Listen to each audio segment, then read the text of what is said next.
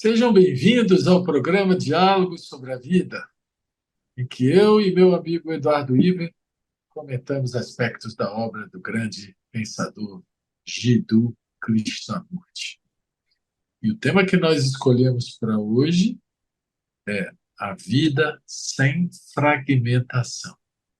Essa fragmentação a que ele se refere é a fragmentação na consciência, fragmentação em nós, fragmentação ou divisão na consciência humana.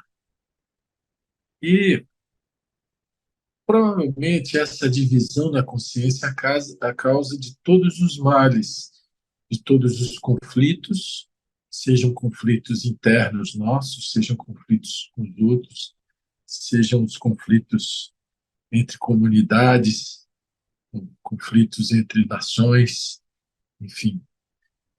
Esse é um tema difícil de ser tratado, porque ele implica em examinar a nossa própria consciência. E a nossa própria consciência, se nós considerarmos o que é a consciência em nós, nós vamos achar que a consciência é o pensamento. Nós somos aquilo que pensamos e seguimos aquela máxima: penso, logo existo. Então, todos nós achamos que a parte mais íntima nossa, como se fosse uma coisa secreta que ninguém pode tocar, ninguém pode ver o que nós estamos pensando, e que isso seria a nossa consciência, o nosso pensar. E exatamente esse pensar, ele é dividido e divisivo, ele fragmenta, ele secciona, ele vê por partes e perde a noção do todo, perde a noção dos fins para os quais as coisas existem, tudo existe, né? Ele só vê fragmentos e age a partir dos fragmentos. Isso pode parecer uma abstração, pode parecer um tema difícil demais, porque observar a nossa própria consciência é algo bastante desafiador. E o Krishnamurti tenta mostrar que essa fragmentação na consciência, que é a causa de todos os problemas, ela pode ser objeto de uma transformação. Ele chega a dizer, naquele livro A Questão do Impossível, ele chega a dizer que religião é a força que conduz a uma vida sem fragmentação. Então, quando a gente consegue compreender a nossa consciência, parar de viver nos fragmentos, viver o conjunto da vida de uma forma harmônica e sem nada excluir, tem até aquele poema bonito do Fernando Pessoa, que ele fala: nada teu exagera ou exclui. E o pensamento, ele, no processo divisivo que ele faz, coisas que ele exclui, não quer saber, e outras coisas que ele quer muito, né? Coisas que ele idolatra, coisas que ele despreza, coisas assim que vão variando na consciência e a vida vai aos pedaços, né? E existe também aquela fragmentação que não é só o pensamento, são os papéis diferentes que a gente exerce em estados de consciência diferentes. Por exemplo, quando nós estamos tomados de uma emoção, nós somos um. Na hora que nós estamos frios, intelectuais, nós somos outro, né? Na hora que nós estamos serenos, nós somos outro. Na hora que nós estamos ansiosos, somos outro. Então, a gente assume tantos papéis diferentes em momentos diferentes, em circunstâncias diferentes, com pessoas diferentes. Para cada pessoa, em cada relação, a gente mostra uma faceta da gente, né? Para uma pessoa, o meu lado maduro vem, aparece como aquele que dá lição de moral. Para outra pessoa, o lado infantil, que que fica querendo fazer birra, né? Mesmo que não seja aquela birra que a criança faz de bater o pé no chão, mas existem outras formas de birra que as pessoas adultas fazem de formas muito sutis e não manifestadas externamente, né? Então, a gente vê que a nossa consciência é um caos. Ela é tanta coisa ao mesmo tempo e a gente vive essa vida aos pedaços, aos fragmentos, conforme cada momento, sem ter uma coerência maior no conjunto das nossas ações, né? E daí vem essa questão: é possível uma vida sem fragmentação? Esse é o tema que nós escolhemos hoje como desafio para nós mesmos, né? É um tema que, para penetrar nele, a gente tem que investigar nossa própria consciência, a gente tem que ser muito honesto conosco mesmos e também muito humildes para poder ver esse conjunto de fragmentos, vias de fuga que a gente cria, busca de prazer, resistência a coisas que nós queremos. A gente vive num conflito permanente. Então, é possível essa mutação da consciência de maneira a nós sairmos dos fragmentos e olharmos a vida por cima, olharmos todos os fragmentos sem nos perdermos em nenhum deles. Ou seja, olharmos aquilo que engloba todos, sem que a consciência se perca nas partes. E aí, Eduardo, você acha que isso é possível? Acha que dá para a gente encarar esse desafio? Esse é um dos maiores desafios que Krishnamurti propõe, né? Porque a maioria das pessoas nem percebe essa fragmentação que você está mencionando. A fragmentação é tão usual e tão assim parte do viver comum, do viver chamado normal, que a maioria das pessoas nem está ciente de como a sua vida é fragmentada. E essa fragmentação é profunda. Você tem uma fragmentação entre os vários tipos de pensamento, os desejos, as ideologias, as vontades do físico, né? Os instintos. Então, é como se nós tivéssemos diversos compartimentos dentro do nosso ser, compartimentos estanques que não se comunicam uns com os outros, cada um buscando os seus objetivos, né? A satisfação de desejo, dos instintos, as, as ideias que você quer defender. Então, são vários compartimentos e acaba que nós não conseguimos ter uma vida integrada, uma vida sã, porque isso gera uma loucura, né? Quando você tem diversas tendências, né, diversas ambições, vontades e hábitos que estão em conflito, como que você vai ter uma vida equilibrada, saudável? Isso é praticamente impossível. Então, o que acontece, o que a gente observa em nós e também nos outros, né, é a pessoa falando uma coisa e fazendo outra, né, representando, muitas vezes, criando uma imagem que ele gostaria que ele fosse visto através daquela imagem e fazendo uma representação. Então, no trabalho, você tem uma tentativa de demonstração que você é um profissional competente, isento. Na sua casa, você busca ser um pai, um esposo ou esposa amoroso ou amorosa.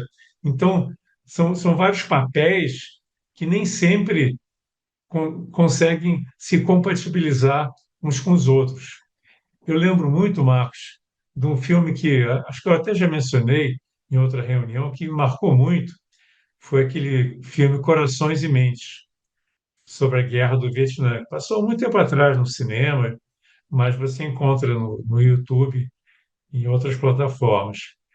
E nesse filme, uma das partes mais impactantes é quando um piloto americano que participou da Guerra do Vietnã e jogou bombas nos Vietcongs, jogou também aquele desfolhante, aquele napalm, que eles jogavam para destruir as florestas e poder ver onde estavam os redutos dos Vietcongs, e aí esse desfoliante trouxe assim problemas sérios, né, para a saúde das pessoas que ficaram todas com o corpo deformado, crianças correndo e sem ter para onde ir. Então tudo aquilo foi assim terrível e foi documentado nesse filme. E nessa entrevista, esse piloto americano, ele confessa que ele ali naquele momento que ele estava jogando uma bomba, um desfolhante, ele era apenas um técnico, tinha sido formado, capacitado para apenas apertar um botão na hora certa, para pilotar o avião, fazer o trajeto que estava previsto no plano de voo, chegar no lugar certo, apertar o botão, despejar a bomba ou desfolhante e ir embora. Isso era, se ele conseguisse, era uma missão bem sucedida. Não passava pela cabeça dele as consequências do que ele estava fazendo. Essa desconexão entre o ser profissional e o ser humano que deveria haver dentro dele, preocupado com outros seres humanos que poderiam ser prejudicados, naquele momento não existia. E aí, nessa hora da entrevista, ele chega a chorar, dizendo: Poxa, eu não gostaria que alguém fizesse o mesmo com meus filhos, que jogasse todos esses produtos químicos que deformaram outras crianças, né? Eu queria que meus filhos fossem protegidos e agora eu vejo que eu agi de uma forma inconsciente, de uma forma automatizada, condicionada. Então você vê que essa fragmentação é fruto de toda uma mentalidade que muitas vezes é cultural, é coletiva, é manipulada, é fruto de todo um trabalho de lavagem cerebral que vem profissionalmente, que vem pela propaganda, que vem pela educação, que vem pela família, que vem pela religião. Então, todas essas forças vão fazendo com que a nossa consciência siga em diversas direções diferentes que não são integradas e não são compatíveis. E isso gera problemas seríssimos, né? Porque é impossível você ser ao mesmo tempo um ser amoroso com a sua família e ser um destruidor, né? Quando você está fabricando uma bomba atômica, quando você está numa guerra, é, ou fabricando armas, ou usando as armas, como é que é possível você compatibilizar atitudes tão díspares, né? É porque a consciência está condicionada, está programada para agir dessa maneira.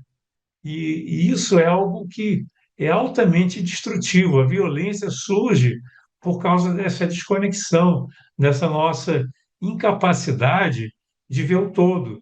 Nós vemos uma parte só, agimos, pensamos e temos emoções que são fruto daquele momento, daquela condição, daquele desejo. E aí surge aquela condição que São Paulo bem descreve numa das epístolas, né? Que ele fala: por que será que eu faço aquelas coisas que eu não gostaria de fazer e as coisas que eu gostaria de fazer eu não faço, né? Isso do São Paulo, né? Um santo, né? Mas que nesse momento ele revela a fragmentação, a diferença entre a sua ação e o seu desejo, a consciência, a sua vontade, aquilo que ele acha certo e aquilo que ele faz. Aquela fragmentação. Às vezes você tem um ideal, mas na prática você não consegue, porque as forças, né, dos condicionamentos, das vontades, dos instintos, são mais fortes do que o idealismo que você tem, que é um outro fragmento também, porque foi criado também pelo pensamento. Então, é muito importante, se a gente quer acabar com a violência, que se queremos a paz, se queremos um mundo integrado, um mundo onde exista cooperação, nós temos que observar em nós mesmos essa fragmentação, essa dicotomia, essa incapacidade de fazer aquilo que nós achamos correto e nós nos deixarmos levar em tentação, como diz a religião, né? E fazer coisas que nós não achamos correto. Então, tudo isso aí é fruto dessa fragmentação. E essa pergunta, Marcos, que você fez, é possível viver sem fragmentação? É uma pergunta dificílima, né?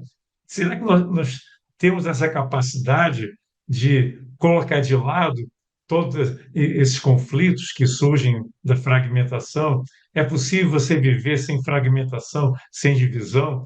Isso é algo de extrema relevância, mas ao mesmo tempo uma pergunta muito difícil, não é? Edu, se a gente disser que não é possível, a gente encerrou a conversa, né? Pois é. E se a gente disser que é possível, a gente tem que entender como, né? E uma coisa que você Pois é, falou que me chamou. mas como você fala como, você está já Mas, se predispondo a ter um método, né? mas veja só, você falou em compartimento. Você imagina uma casa grande, uma casa com muitos quartos, salas e tal, né? Cada hora que você está numa sala ou num quarto, você está exercendo um papel diferente. Agora, você imagina se você consegue descobrir essa casa, tirar o telhado dela, né? Não tem laje, e você, por cima, você olha para todos os compartimentos, né? Isso é uma analogia só para mostrar como que opera a nossa consciência, porque o pensamento ele entra no compartimento e aí ele está preso ali, é como se só existisse aquilo, né? E é nessa hora que ele perde a visão de totalidade, né? Tem uma passagem aqui do Krishnamurti que eu gostaria de trazer, que ele fala assim: no escritório somos uma coisa, em casa somos outra. Você fala de democracia e no íntimo é autocrata. Fala em amor ao próximo e, ao mesmo tempo, o está matando o amor na competição. Uma parte de você está ativa a olhar as coisas independentemente das outras. Está consciente dessa existência fragmentária em si mesmo? E será possível ao cérebro tornar-se consciente do campo inteiro? É a pergunta que ele faz.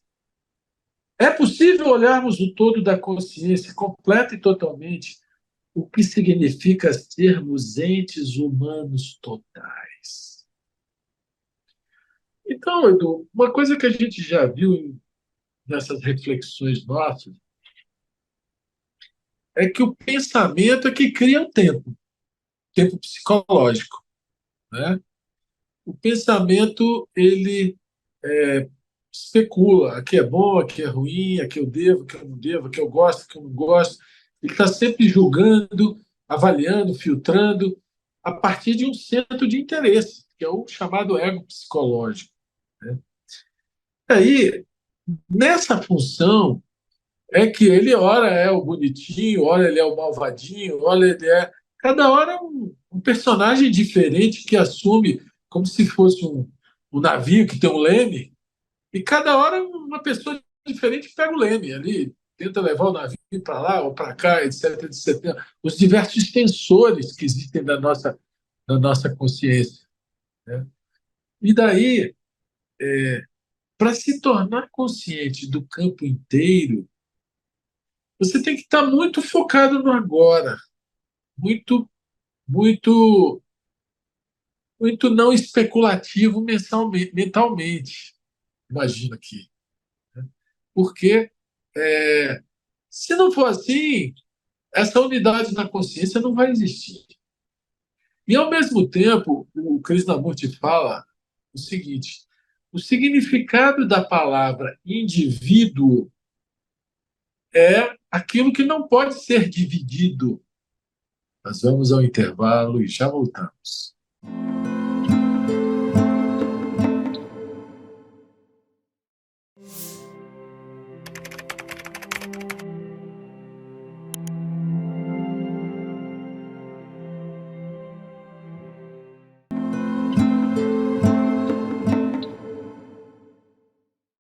Estamos de volta no nosso programa Diálogo sobre a Vida, e hoje o tema escolhido é Vida sem Fragmentação. Então, veja, tem até aquela história de Salomão, né, que as duas mulheres brigavam pelo quem que era a mãe da criança. Aí Salomão falou assim: então tá, corta no meio e dá metade para cada um. Não resolve o problema, né? Então, o ser humano, nessa característica de indivíduo, ele é uma unidade, não divisiva. Mas por que que a consciência humana é tão dividida? Pelo mau uso dessa capacidade de pensar. E há um trabalho tão intenso você, não vou dizer dominar seus pensamentos, mas aprender a serená-los, aprender a quietá-los, aprender a não deixar que eles entrem, né, de maneira a criar essa divisão toda. Né? Viver do fato, como diz o Krishnamurti, se move de fato para fato, e não do se aquilo outro, isso tudo já é atividade especulativa da mente. Né? Então, essa função que é para vida prática, para nos dar praticidade, ela vira a nossa escravidão, porque aonde a consciência é dividida, vive enclausurada nesses compartimentos e não tem harmonia, não tem beleza, não tem aquela inteligência criadora, porque está presa nos pequenos interesses. Né? O pensamento funciona em função de pequenos interesses. Será que a gente consegue relativizar, relevar, até mesmo deixar para lá os pequenos interesses e se focar naquilo que é essencial, Eduardo? O essencial talvez seja viver cada momento à sua vez com o melhor de si, da forma mais completa, mais inteira. Talvez isso seja o essencial. Mas a nossa atividade mental especulativa nos rouba isso, nos afasta disso, nos leva para compartimentos estanques que não nos fazem felizes nem nos permitem fazer os outros felizes. Né? Então, será que a gente pode olhar para essa casa de muitos cômodos por cima? Como é que você vê isso aí? Marcos, uma questão que o Krishnamurti coloca, quer dizer, quem que vai olhar essa casa por cima? Será que é o próprio eu que vai subir no telhado e vai olhar lá por cima, mas com todas as suas imperfeições, com todo as suas, com o seu egoísmo, com as suas vontades, não é? Será que é o pensamento que vai descobrir isso ou existe uma entidade que está além do pensamento que vai observar o próprio pensamento, né? E você falou uma coisa muito interessante sobre a palavra indivíduo, né? Que o Krishnamurti então diz que, na verdade, nós não somos indivíduos, porque o indivíduo é um todo, o indivíduo é indivisível. Então, como nós somos fragmentados, nós deixamos de ser, na verdade, indivíduos. Nós somos um conjunto de vontades, de desejos, de ideias, de ideologias, de instintos, uma coisa competindo com a outra, né? Então, é interessante a gente investigar que na sociedade teosófica a gente fala sempre de de uma instância, de uma dimensão superior, além da mente, onde é possível você viver na unidade, tocar o sagrado, né? Isso é muito bonito, né? Mas será que nós estamos apenas idealizando essa dimensão superior? Que será que nós temos a capacidade de olhar para nós mesmos com toda a atenção e observar todos os conflitos, observar o quanto nós somos incoerentes dentro da nossa vida? Eu lembro uma passagem do Gandhi que o pessoal falava para ele: Ah, Gandhi, você é muito incoerente, que você fala algumas coisas, depois fala outras que conflitam com o que você fala e com o que você faz, aí ele saiu com essa. Ah, mas existe uma coerência maior dentro das minhas incoerências. Isso aí é um pouco questionável, né? Parece como se fosse uma justificativa para as suas incoerências. Mas, de qualquer maneira, se nós pudermos observar com toda a atenção essas nossas incoerências, observar as nossas vontades, o nosso egoísmo, as nossas ideologias, o quanto nós queremos ser alguma coisa, e tem aquilo que o cristão sempre fala, né? Enquanto estiver preso àquela aquela tendência de buscar alguma coisa, é o vir a ser, né? De você ser uma coisa agora e querer ser uma coisa diferente no futuro.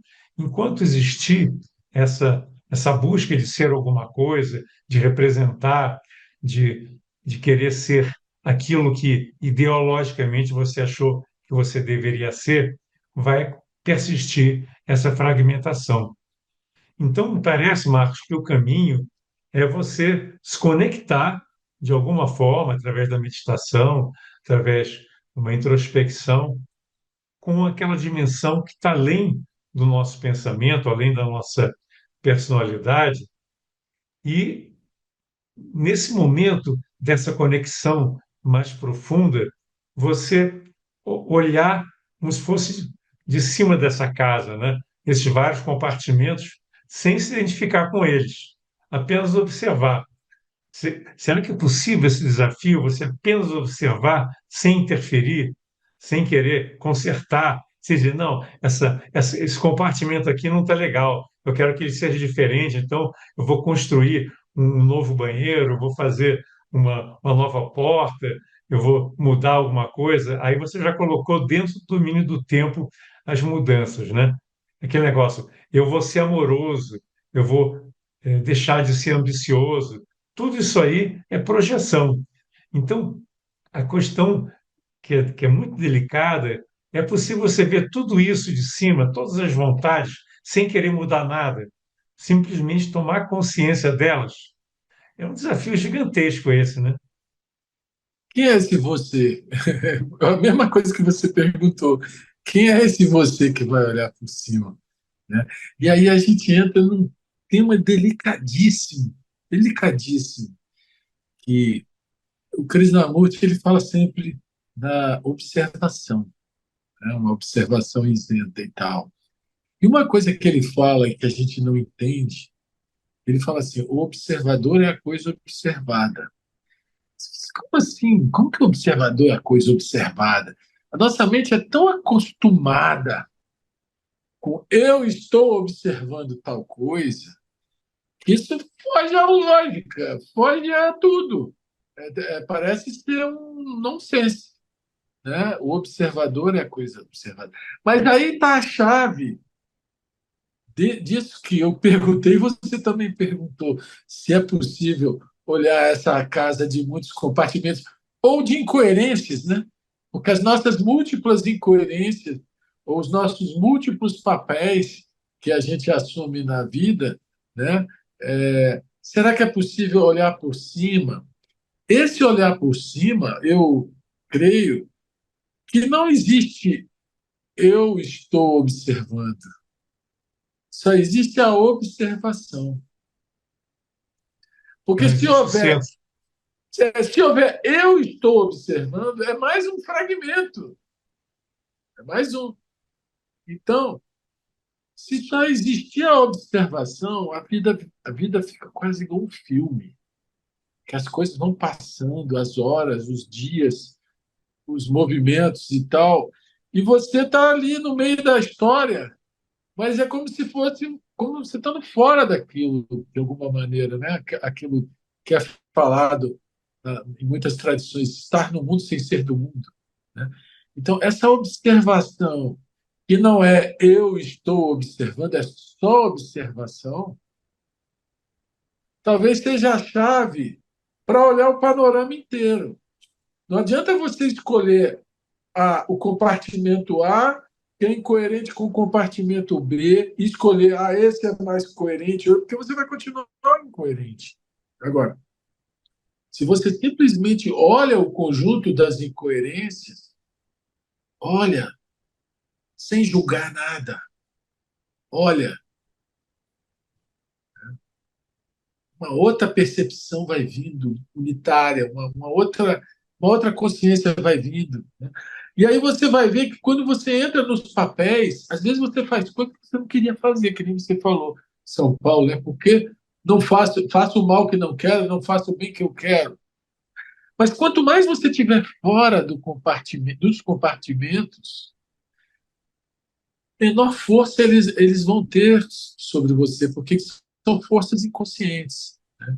Então eu tenho a impressão que a, a simples observação, sem excluir nada, sem excluir nenhum dos papéis, mas estar consciente deles, talvez seja a chave que a gente está procurando. Eu tenho a impressão, mas isso é de uma sutileza, porque o nosso pensamento sempre invade e nós estamos usando ele aqui para tentar entender o assunto, né? Mas ele é sutil, ele é matreiro, ele sabe dourar a pílula. E, na verdade, esse estado de observação observa o próprio pensamento. Ele é, ele é um estado de não interferência em nada. Né? Aí surgiu uma outra consciência totalmente diferente. Né? Uma consciência que não divide, que ela simplesmente age de uma forma muito mais coerente. Será que é por aí? Pois é, você vê, o Krishnamurti coloca que uma mente condicionada é incapaz de ver o todo. Então, isso aí talvez seja uma pista, não é, Marco? De a gente perceber os nossos condicionamentos. Porque os condicionamentos impedem que a gente tenha isenção. Nós somos movidos pelos condicionamentos a agir, a pensar e a ter uma percepção de mundo, uma visão de mundo que é condicionada, né? Que é parcial, que não reflete uma visão pura e integrativa. Então, eu acho que uma das primeiras coisas a observar são esses condicionamentos. E outra coisa que o Krishnamurti, uma outra pista que o Krishnamurti dá é quando ele fala que quando existe um movimento que é total, né, aí você deixa de ter perguntas. Porque, por exemplo, nós estamos perguntando: é possível você viver sem fragmentação? Nós estamos na dúvida, né, se nós estamos perguntando. E o Krishnamurti diz o seguinte: se há um movimento total, se a mente não está presa a um compartimento, não está presa àquela busca de resposta, de soluções, de uma compreensão, se há um movimento total no aqui e no agora, as perguntas cessam. Isso é uma coisa tão bonita, né? Que nós vivemos perguntando, mas o ato de perguntar já pressupõe que nós estamos divididos. Nós queremos chegar a algum lugar que é a compreensão, a resposta. Então, nós estamos insatisfeitos, fragmentados, mas nós queremos chegar a um estado de não fragmentação. E queremos saber como você falou, né? Então, nós temos que nos permitir ter essa percepção integrada, né? E isso ocorre quando eu acho que existe um estado de consciência que é tão profundo em que cessa a movimentação mental. Você vê que Patanjali, nos Yoga Sutras, fala nisso, né? Dessa cessação da movimentação mental, que é que produz todo esse conflito, a violência, a, todas as disfunções, as guerras, o sofrimento e os conflitos. Então, essa busca, eu acho que ela cessa quando a nossa mente chega num estado em que ela não está buscando nenhuma resposta, ela está apenas integrada, vivendo inteira, vivendo dentro do domínio da unidade. E o Krishnamurti fala, né, como se fosse uma coisa simples, né, que quando isso ocorre, o, o inominado vem a ser. Olha que bonito. Quando cessa o conflito, cessam os condicionamentos, cessa a fragmentação, o inominado entra em existência, né? Ou seja, o conflito acabou totalmente. Você então é capaz de tocar o sagrado. O sagrado não está disponível para quem está fragmentado, porque o sagrado tem a ver com a unidade, com esse estado de integração total, em que não há nenhum movimento da mente, em que não há nenhum desejo de vir a ser alguma coisa, não há nenhuma tentativa de buscar um resultado, buscar uma resposta, buscar qualquer tipo de reconhecimento. É, é- parece uma missão quase impossível, né? Mas o Krishnamurti é uma testemunha de que isso é possível.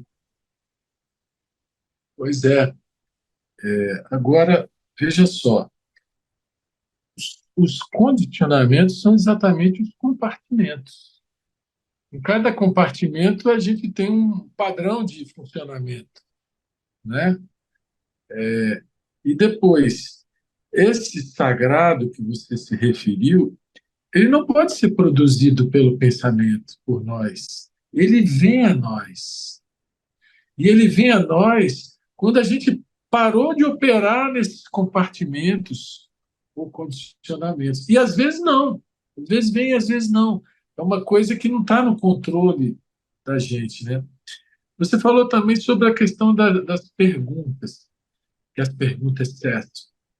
Realmente, nesse estado em que o sagrado vem a nós, só existe aquela bem-aventurança, aquela beleza, aquele estado de graça, né?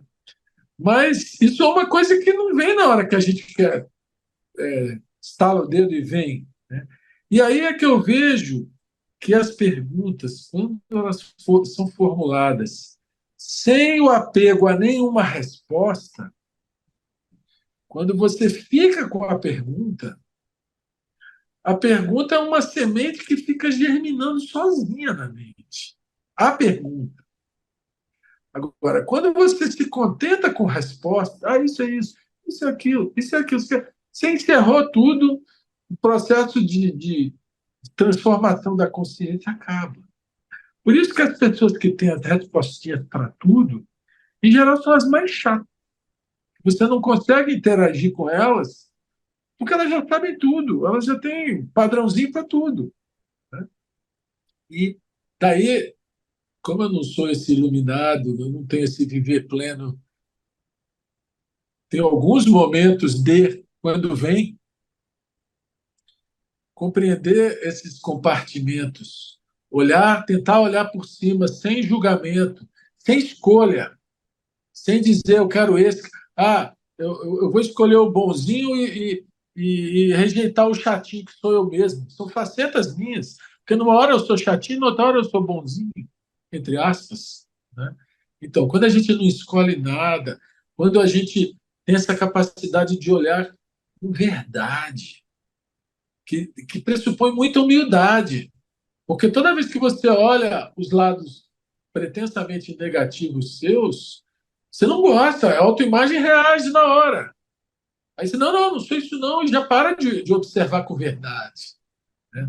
Então, tem que haver humildade e verdade para você poder olhar sem julgamento esses condicionamentos, esses compartimentos e talvez fazer as perguntas mesmo sem se apegar a nenhuma resposta, que elas possam ser assim, a ferramenta de arar a terra, de revolver a terra, para que a semente possa germinar, né? Em algum momento, ela germina sozinha. É a tal da ficha que cai, o insight, né? Tudo isso é a nossa consciência que, quanto mais a gente puder compreender toda essa incoerência, sem se voltar contra ela, sendo mais um fragmento contra a incoerência, procurando essa harmonização. A tendência é essa unidade na consciência, mas requer muita atenção, muita percepção, muita sensibilidade para perceber a si mesmo nas múltiplas situações que a vida cria. E não são poucas. Chegamos no final do nosso programa. Lembre que vocês podem assistir tanto esse como programas passados no canal da Sociedade Teosófica no YouTube e também no canal Supreme da União Planetária. Até a próxima. Namastê.